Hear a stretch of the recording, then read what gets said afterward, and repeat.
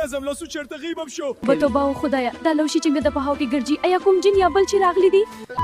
وچا زویا یوازې د دې شر بدله چل وولو ستا بې ستا کار به شر به شي او ستنجا دوی په کور به زما په لاس یاد د خو ټوله کنګلا دي ولې نغه ټکلا وکم چې په یو جان شه دولتمن شم یاد د ټول ځان له خیرات یاندي بچه سلامت الله تعالی لپاره ما معاف کړه زه به بیا هیڅکله کلاو نه کړم معاف بچه معاف د دې په کول تر چا څه راز دی چې شیخ چلی په غار کې وموند او بیا دا په کول د شیخ چلی څخه د یو چالاک سوداګر غلا کو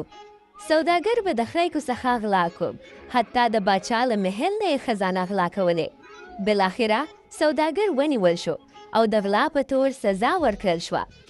راځئ چې په دې قصې د شروع نه وګورو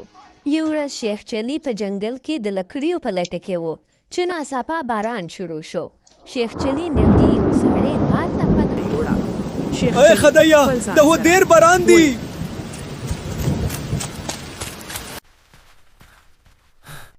ای خدایا دا خو ډېر تیاره ښار دی دلته خو به بلاګانې نه وي شیخ چلی مخکې ځي په کونج کې یو ځلېدونکی شین پکول ویني شیخ چلی دا څه دی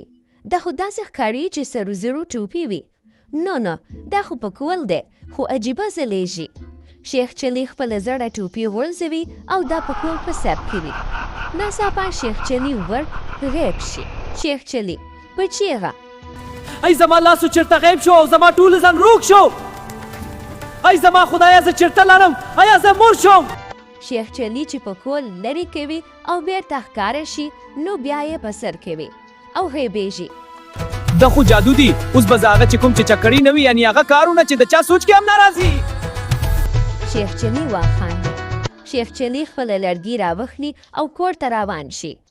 شیخ چلی دروازه کلاو کی او کور ته راشي د شیخ چلی ښځه حیرانه شي ای خدایا د دروازه څنګه کولاو شوه او بیا بنده شوه کیدای شي هوا وي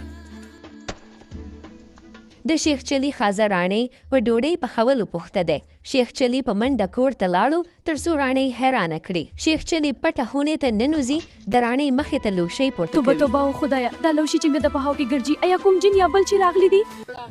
آیت الکرسي وایم چې وزغلي د پیریانو هورانی زه د پیریانو پاچم نم بستا پاخه ګره ډوډۍ خورم راڼۍ په چمچي وهل پیل کوي ته څوک یې نږدې رانشئ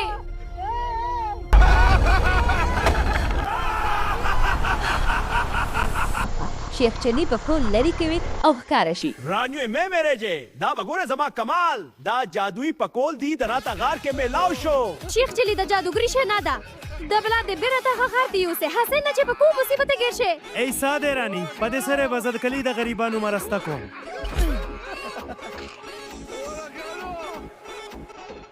شیخ چلی د کلی بازار ته راشي او په پټه د یوې میوه پلورونکي نه مڼې اخلي او یو غریب ماشوم ته یې ورکوي شیخ چلی د غریبانو مدد پیل کړه خو په بازار کې مکار سوداګر خان کاکا شیخ چلی وڅارلو سوداګر په زړه کې وویل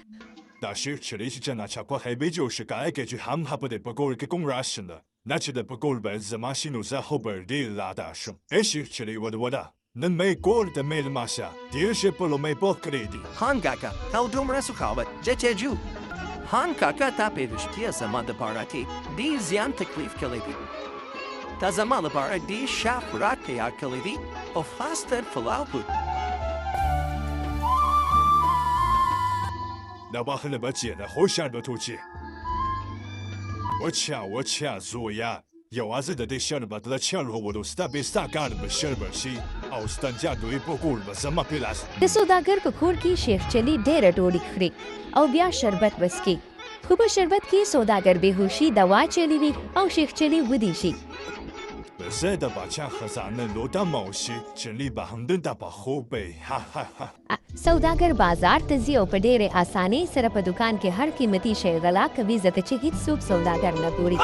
د دې جادو له امله هغه د یو زرګر دوکان ته ننوځي او هغې ټول سر زر غلا کوي هغه د الماسو او زیوراتو بل دوکان ته ننوځي او هغې سکې غلا کوي هغه د ځینو دوکاندارانو له ستونې څخه پیسې هم غلا کوي هر څوک دې موږ سر زر غلا شوي دي او زموږ پیسې چېرته تللي دي خلک ډېر اندېښمن دي چې موږ سره څه پیښیږي سوداګر د ځان سره وایي یاره دا خو ټول کنګلا دي ولې نه غټه غلا وکړم یار د خو ټوله کنګلان دی ولې نګټه حلاوه کوم چې بیا و چا دولت منشم یار د چوزان نه خلات یاندي د پاچا د خزانې نه خلات دا د دې سیا دولتي د شپې وخت د بادشاه د خزانې کوټه ساتونکی ولاړ دي. سوداګر په کول په سر کوي او په پټه محل ته ننوت. سوداګر فکر کوون چې هیڅوک یې نه ویني. سوداګر په زړه کې وایي واه واه څومره سرزر دي. واه واه څومره سرزر دي نن به زه د ټولې دنیا بادشاه شم. که دا ویډیو درته خوش شوی وي نو زموږ چینل سبسکرایب کول مه هېرو او که مو دا ویډیو لایک نه کړه نو بل جل به ستاسې کور ته غلط راشم. ناڅاپه د پکول رنګ له شین نه سور کیږي. شیخ چلی چې په کور کې راویښ شوی ای خدای زما پکول چیرته دی؟ پکول مې نشته.